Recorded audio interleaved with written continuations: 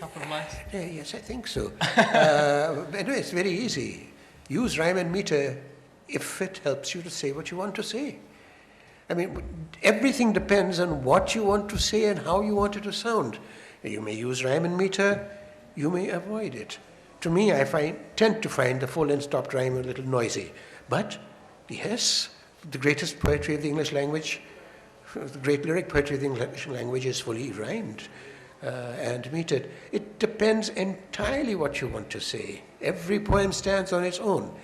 The difficulty is not knowing how many variations, how much variety there is in the idea of rhyme and indeed meter. How you can distribute stresses in what practically any way you want. Do you have to think it through? Yes, now I must do this, this, this. No. If you've been doing it, you'll do it naturally.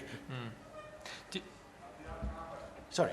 No, I was just wondering, do you think that rhyme and meter, obviously, broadly speaking, in English poetry, there have been fashions for and against. And do you think that that kind of tidal movement between rhyme being popular and then unpopular again and then popular, do you think that that continues, or is there a kind of a slightly more permanent place that poetry will arrive at? If you're asking me? Yes. Well, I think in English poetry, no, the movement will always continue because probably in Urdu poetry, which many of us are used to, no, it naturally comes towards rhyme for the simple reason that the verb is at the end of the sentence.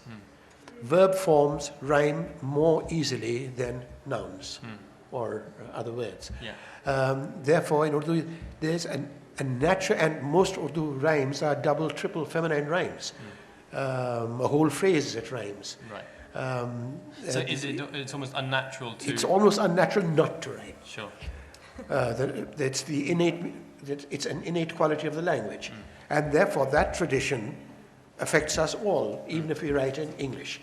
English, contrariwise, is a language where the greatest work is unrhymed. Yes, there have been these tidal movements, as you rightly said, but the greatest work in English is unrhymed. Shakespeare's unrhymed. There's nothing greater. Milton is unrhymed. But for non-English speaking, if it is not rhymed, it doesn't make much that poetic sense or appreciation as is in it rhymed. And you know Urdu, failatun faila, that sort of thing is available in English. Meter is there, always. Rhyme may not be. Vazan hoga hamesha. Zaruri nahi कि काफिया रदीफ वगैरह होंगे, ज़रूरी नहीं है, मगर वज़न ज़रूर होगा, लय होगी. Sorry, I'm saying that you're going to have rhythm and meter, even if it's not very obvious. That's right. You may not have rhyme, and even when you speak of rhyme, you have rhymes, half rhymes, full rhymes, assonance rhymes, alliteration rhymes, and so on and so forth. It's very, very rich, and it's almost unnecessary to analyze it too far. As to exactly what makes a poem beautiful is not necessarily its metrical or prosodic patterns. What are the recent trends in English poetry? I am non-poetry man, but you see, like in Urdu poetry, that haiku, Japanese haiku is becoming very popular because it has some similarity with one or maybe rubai, I don't know, with some of our dictionary. Is there any experiment in English poetry like this from either Urdu, French or Japanese language?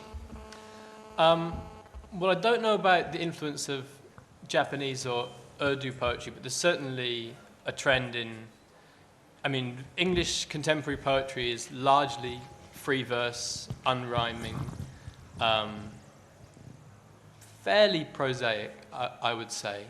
There's obviously a large experimental group as well. There's lots of poets who are writing very, very dense and rhythmically complex poems. And then there's the most popular poets are writing,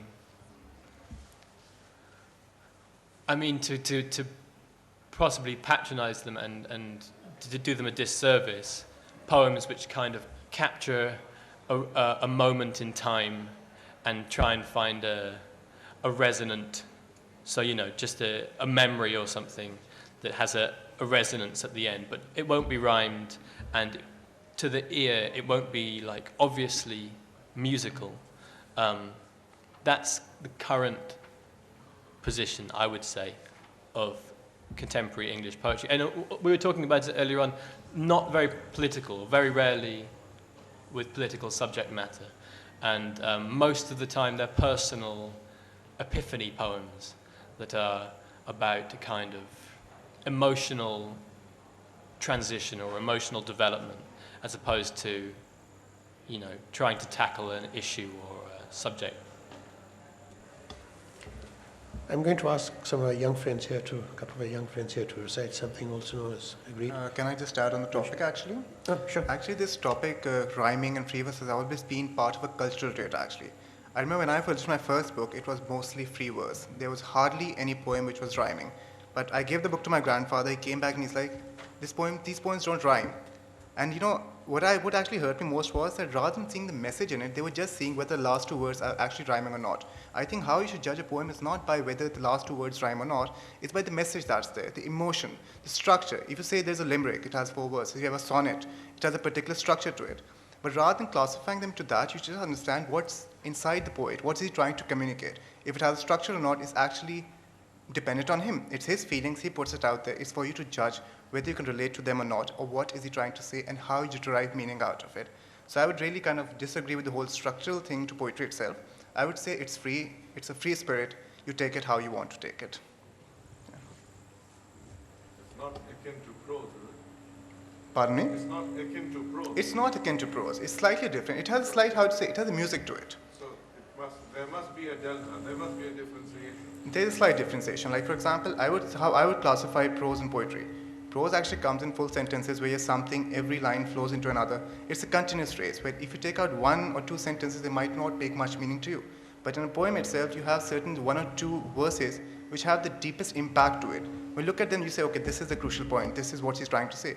And other things actually just flow into it to feed and make it what it actually is. I'd offer you a slight point on what you just said. Poetry, to my mind, is what everybody writes when they're young. Prose is what they have to write when they get older. And in a sense, we dream. Not old enough. Well, you have to write prose sooner or later, even if only in the office. So, but poetry, we all dream in poetry. Let's face it. So, but okay, can I ask Mr. Muhammad Asama to read out a poem?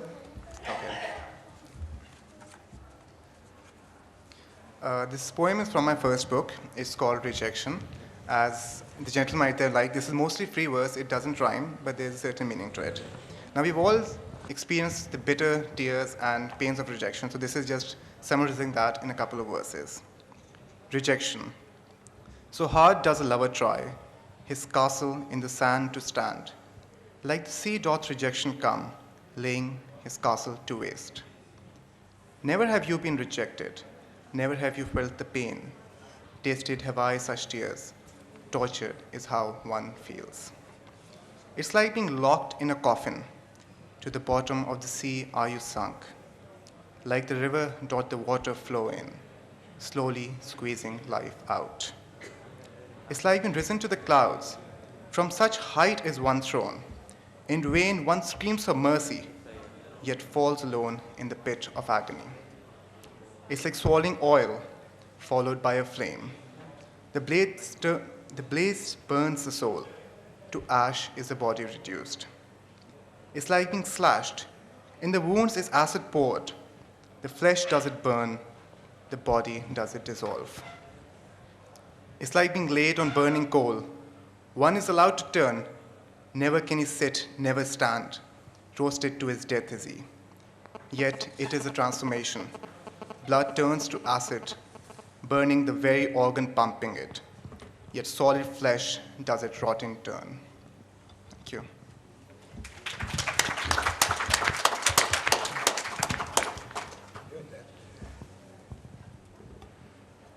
Faiza, Emil, Yes, would you like sure. to read a poem?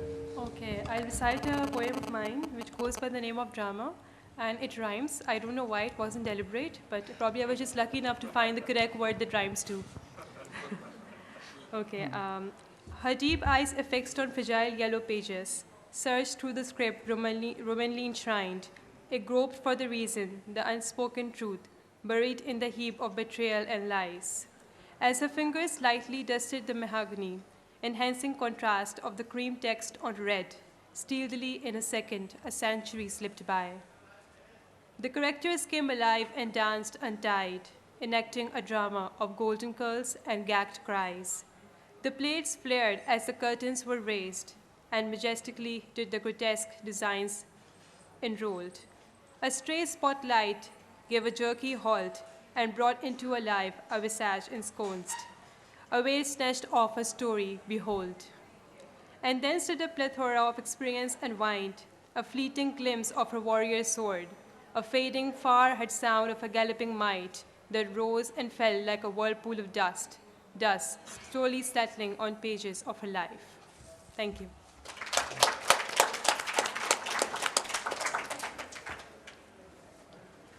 I think let's hear some more from Joe. Yes, in fact, I was going to ask Joe, we talked about performance poetry Yeah.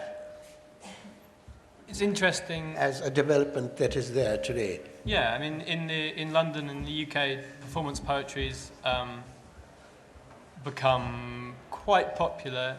It's not, interestingly, it's not popular with people who read page poetry particularly. It's popular as a event to go to see, to go out to have, you know, not far from a nightclub.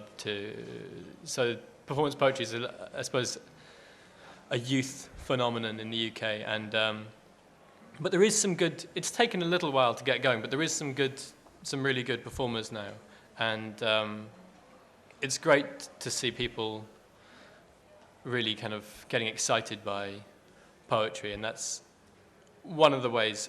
I always hope that performance poetry will be a kind of gateway to page poetry. Not that I'm saying, not that I'm trying to talk performance poetry down. I really enjoy it, and it's great fun.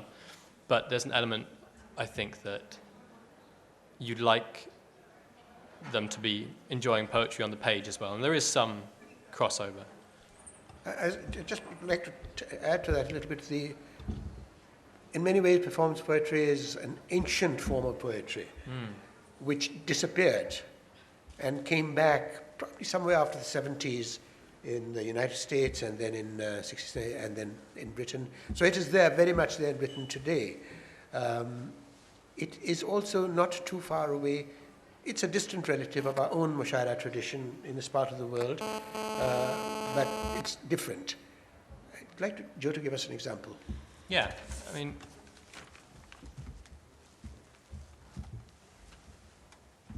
I'm not a performance poet. I'm not a performance poet in the kind of rapper sense of the word, so don't expect me to do any of that.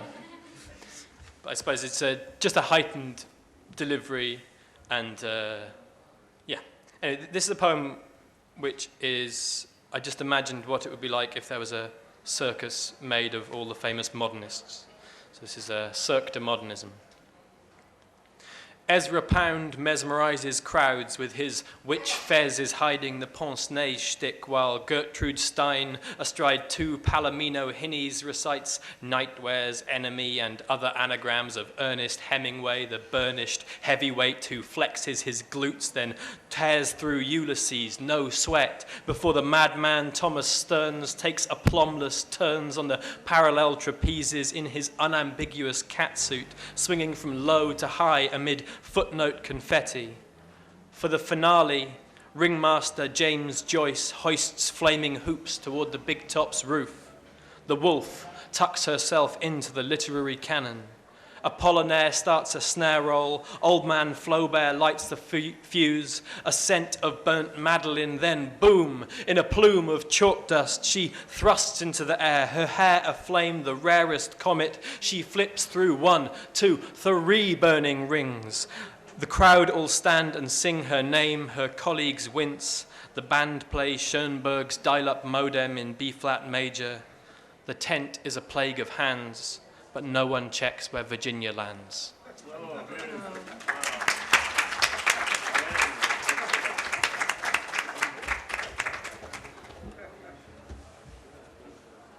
I think the next occupants of this hall are filtering in, but let's not, well, if anybody's got anything more to say, ask, comment on, please do so for the next 3 minutes, I'd give it.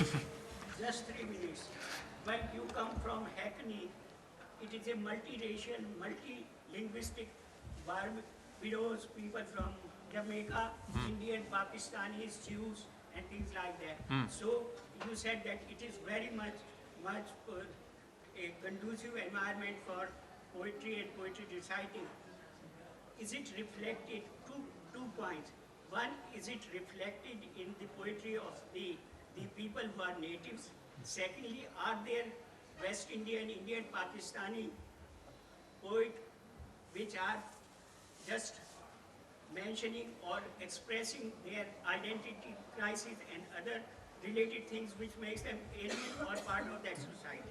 Yeah, interesting thing is that's really where performance poetry is at its best, because performance poetry, especially in London, has an amazingly diverse fan base, and the poets come from all walks of life, and the influence of different cultures is audible very clearly if you go to pretty much any performance poetry night in London. And that's one of the great things about it. So everyone's bringing their own rhythms and their own language, and yeah, it's very, very varied. I think page poetry in London is still not at all entirely. In fact, there's plenty of poets